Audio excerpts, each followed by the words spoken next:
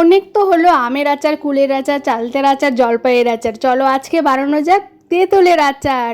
হ্যাঁ জানি এটা শরীরের পক্ষে একটু খারাপ, একটু না বেশিই খারাপ।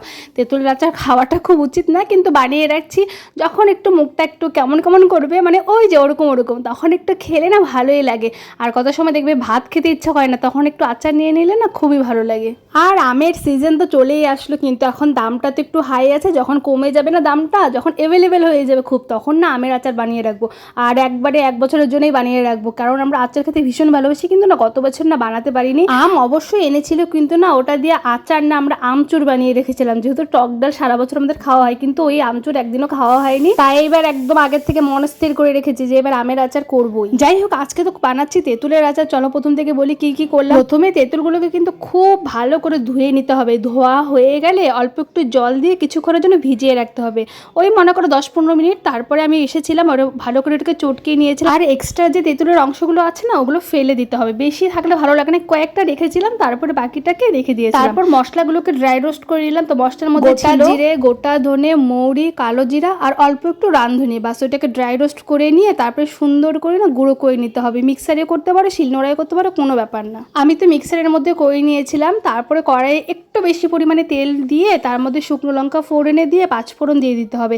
তারপরে দিয়ে দিতে হবে ওই যে তেঁতুলের পাল্পটা যে করে রেখেছিলাম, ওটা দিয়ে ভালো করে কষিয়ে নিতে হবে। আর অল্প দিয়ে দিতে লাগবে লবণ, অল্প মানে 1 চামচের মতো কিন্তু দিতে হবে। আচ্ছা, আর কিন্তু লাগছে গুড়, যেটা মাস্ট আচারের জন্য। শুধু তেঁতুলের আচার না, যে কোনো আচার লাগে, কিন্তু তেঁতুলের আচারে মাস্ট দিতেই হবে, কারণ যে পরিমাণে টক থাকে। আর গুড়টা আমি কিন্তু নিয়েছি, যতটুকু পরিমাণ তেঁতুল নিয়েছি ততটুকু পরিমাণই গুড় নিয়েছি। তারপরে দিয়ে দিয়েছি আর সুন্দর করে নেড়ে নেড়ে, আর জালটা কিন্তু অবশ্যই কমিয়ে দিতে হবে।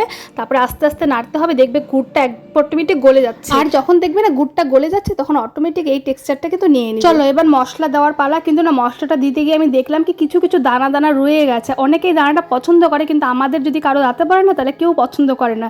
তাই ওটাকে একটু চেলে নিলাম। আর চালার পরে দেখো কি সুন্দর পাউডারের মতো হয়ে গেছে।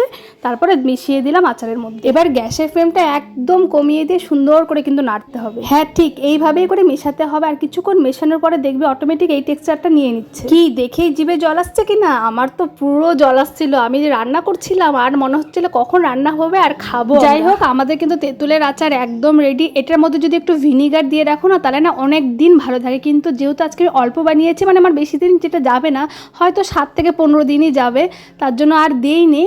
কিন্তু তোমরা যদি এটা বেশি দিনের জন্য স্টোর করতে চাও না, তাহলে অবশ্যই কিন্তু 1 চামচ ভিনিগার দিয়ে দিও, তাহলে নষ্ট হবে। আর এটা তো সবাই জানে যে আচারটা কাচের বয়ামে রাখলে বেশি ভালো হয়। কিন্তু দেখছো আমার পরিমাণটা কতটুকু, আমি কতটুকু বানিয়েছি।